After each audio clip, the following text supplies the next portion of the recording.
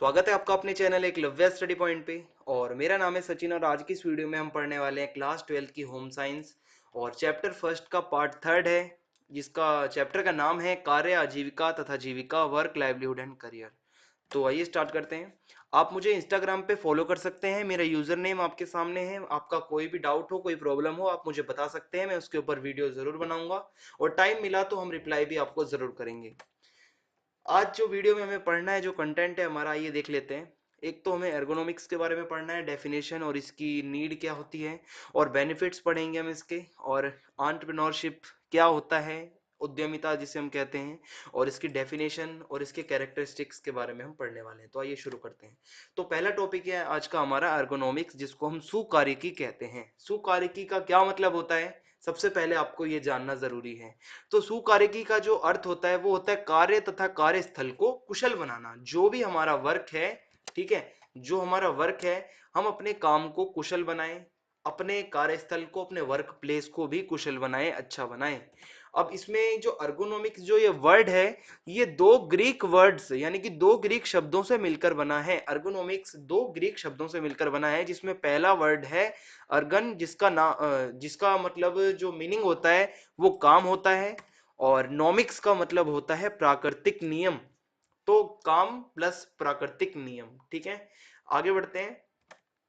Ergonomics के अंदर ही एक चीज आती है और वो ये होती है कि मनुष्य और जो मशीन एक दूसरे के पूरक होते हैं। जो उपकरण होते हैं जो मनुष्य अपने वर्क प्लेस पे इस्तेमाल करता है, तो वो मशीन का और मनुष्यों का आपस में कनेक्शन होता है, आपस में मतलब वो एक दूसरे के पूरक होते हैं, ठीक है, एक दूसरे के बिना वो अधूरे होते हैं। और कार्यस्थल तथा वहां उपयोग की जाने वाली जो मशीनें होती हैं, जो हमारी वर्क प्लेस ऑफिस के अंदर जितनी भी मशीनें होती हैं और जितने उपकरण होते हैं, चेयर्स होती हैं, ठीक है, तो उसमें क्या होता है कि उनको इस प्रकार से डिजाइन किया जाता है कि उन्हें प्रयोग करने वाला जो भी इंसान है, जो मान लो कोई कुर्सी है, उसको इस तरीके से डिजाइन किया जाए कि जो भी इस कुर्सी का प्रयोग करेगा उसको तनाव यानी कि किसी भी प्रकार की समस्या, तनाव, स्ट्रेस और बिल्कुल भी कोई समस्या हेल्थ से जुड़ी हुई ना हो, ठीक है। इस तरीके से उस कुर्सी को, उपकरण को, मशीनों को डिजाइन किया जाए, ठीक है, जिससे कि जो भी इसको प्रयोग करने वाला है उसको बिल्कुल भी कोई समस्या ना हो। जैसे आपको बताता हूं एग्जाम्पल के लिए, कि एक व्यक्ति, एक कुर्सी जो कि श्रम प्रभावी सुरक्षा के मानदंडों के अनुरूप ना हो, यानी कि ज्यादा समय तक अगर बैठ के प्रभावी ढंग से आप काम करना चाहते हैं, लेकिन आपकी कुर्सी उस तरीके से नहीं बनी हुई है, उन मानदंडों पर खरी नहीं उतरती जैसी आपको कुर्सी चाहिए, तो उस पर बैठकर ऑफिस वर्क अगर कोई व्यक्ति करता है, जो अगर ऐसी कुर्सी कोई होती है, तो कुछ दिनों बाद अगर वो उसी कुर्सी पर ज्यादा घंटों तक बैठेगा तो उस व्यक्ति की पीठ में दर्द हो सकता है। क्योंकि अगर वो कुर्सी उसके अनुरूप, उसके शरीर के अनुरूप, उसकी हाइट के अनुरूप, ऊंचाई के अनुरूप नहीं होगी, तो क्या होगा, वो कहीं ना कहीं कुर्सी उसको नुकसान देगी, पीठ में दर्द हो सकता है, कमर में दर्द हो सकता है, ठीक है। तो सुकार्यिकी का यही मतलब होता है कि जो भी कार्य की जो चीजें हैं, उपकरण हैं, जो कार्य है, उसको हम सुगम बनाएं, उसको हम कुशल बनाएं। जैसे हम देखते हैं, जैसे सुकार्यिकी का एक सिद्धांत है वो बताता है, ergonomics का ये एक सिद्धांत है, उसमें ये कहा गया है कि कुर्सी की जो ऊंचाई है, जो हाइट है, हाइट ऑफ चेयर, और स्टैंड का जो कार्य करने वाले व्यक्ति की ऊंचाई है और उसके शरीर के अनुसार होनी चाहिए।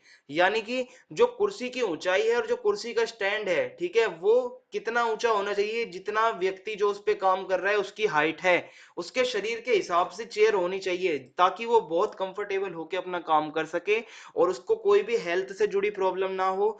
और जो कुर्सी की टांगे हैं वो ऐसी नहीं होनी चाहिए ताकि व्यक्ति गिर जाए, मतलब टांगे जो है कुर्सी की ऐसी होनी चाहिए कि ताकि व्यक्ति ना गिरे, ठीक है। जो कुर्सी की ये नीचे आप देख सकते हैं टांगे होती हैं, ये हमेशा ऐसी होनी चाहिए वर्क प्लेस पे, ताकि व्यक्ति उस पर से गिरे ना, उसको कोई भी जोखिम ना हो। और ये एक जो कनेक्शन है ये ऐसे ही चलता रहे, मशीन, उपकरण और मनुष्य का जो आपस में एक कनेक्शन है, ये ऐसे ही चलता रहे, और सुकार्यिकी का सिद्धांत यही कहता है। आगे बढ़ते हैं। बेनिफिट्स क्या होते हैं सुकार्यिकी के, ठीक है। बेनिफिट्स ऑफ ergonomics, क्या इसके फायदे हैं अगर हम इन सिद्धांतों को अपनाते हैं। एक तो ये है, चोट का खतरा कम होता है, चोट कम करता है, ठीक है, क्योंकि अगर कुर्सी की टांगे अगर हम ergonomics के सिद्धांत के अनुसार नहीं बनाते, तो वो हो सकता है कुर्सी हमें कहीं ना कहीं, हम कुर्सी पे गिर जाएं, ठीक है, हमें चोट लग सकती है, तो वो खतरा कम हो जाता है अगर हम ergonomics के सिद्धांत के अनुसार ही सब चीजें डिजाइन करते हैं। और ये उत्पादकता को बढ़ाता है, क्योंकि अगर कोई व्यक्ति तनाव मुक्त होकर काम करेगा तो ज्यादा प्रोडक्टिवली काम करेगा, बढ़ेगा और कर्मचारियों के मनोबल को भी बेहतर करता है। देखो अगर आपको अच्छी चेयर मिलेगी, अच्छे उपकरण मिलेंगे तो आपका मनोबल भी बढ़ेगा। अगर आपको ऐसी चीजें मिलेंगी जो आपके अनुरूप नहीं है, आपके शरीर के अनुरूप नहीं है, तो कहीं ना कहीं आप अपना बेस्ट नहीं दे पाओगे।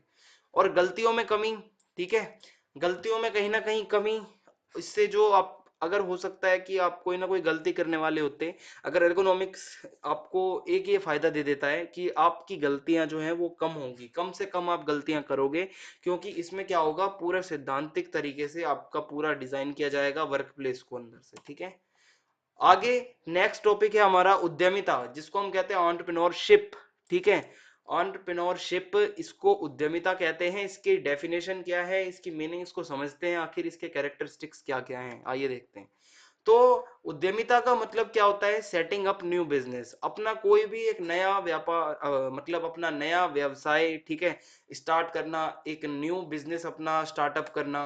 और taking financial risk in the hope of profit, मतलब आपको आर्थिक रूप से आपको जोखिम उठाना, किस लिए, फायदे के लिए, मुनाफे के लिए जोखिम उठाना, ठीक है, नया कारोबार स्टार्ट करना और नए विचार को वास्तविकता का रूप देना। आपने सोचा कि आप अगर दुकान खोलना चाहते हो किसी चीज की, आपने वो दुकान खोल दी, आपने वास्तविकता का रूप दे दिया अपने विचार को और अपने जोखिम उठाया। अगर आप जोखिम उठा सकते हैं, आपके अंदर एबिलिटी है रिस्क उठाने की, तो आप एक उद्यमी हैं, आप एक एंटरप्रेन्योर हैं, ठीक है। तो ये होता है इसका मतलब। आगे देखते हैं क्या होता है। एक तो जो एंटरप्रेन्योर जो भी होता है, उद्यमी होता है, उसके अंदर एक तो कड़ी मेहनत करने की इच्छा होती है, ठीक है। बिजनेसमैन आपने देखे होंगे बहुत सारे, तो उनके अंदर एक कड़ी मेहनत करने की इच्छा होती है, जो जो किसी की मतलब नौकरी नहीं करते, मतलब वो अपना खुद का बिजनेस स्टार्टअप करते हैं। और योजना बनाने की स्किल्स होती है उनके अंदर, प्लानिंग करने की पूरी स्किल होती है उनके अंदर, ठीक है।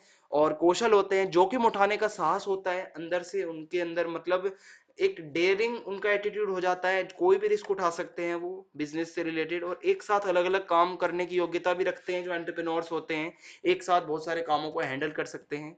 और क्या होता है, कठिन मुद्दों से निपटना, बहुत ज्यादा अगर विपरीत स्थिति आ गई है, बहुत ज्यादा कठिन स्थिति है, हार्ड टाइम चल रहे हैं, तो ऐसे में भी एंटरप्रेन्योर जो होते हैं वो कठिन मुद्दों से निपट सकते हैं।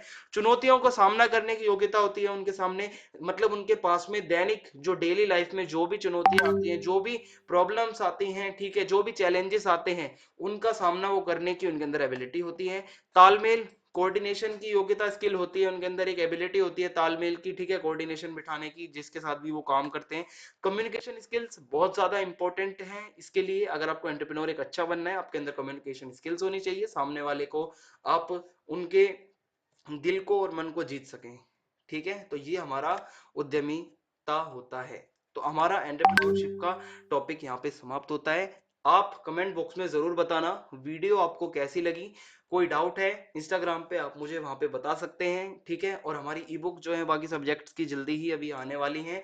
आप हमारा मोबाइल ऐप जो है एकलव्य ऑफिशियल डाउनलोड कर लीजिए, आपको बहुत ज्यादा बेनिफिट मिलने वाला है ई बुक से। तो इस वीडियो में इतना ही। चैनल को सब्सक्राइब करना बिल्कुल भी ना भूलें। बहुत बहुत धन्यवाद। जय हिंद, जय भारत।